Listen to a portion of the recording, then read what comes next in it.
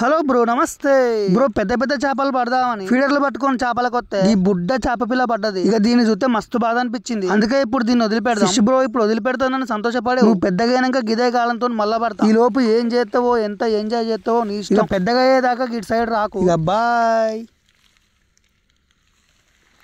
వెళ్ళిపోవే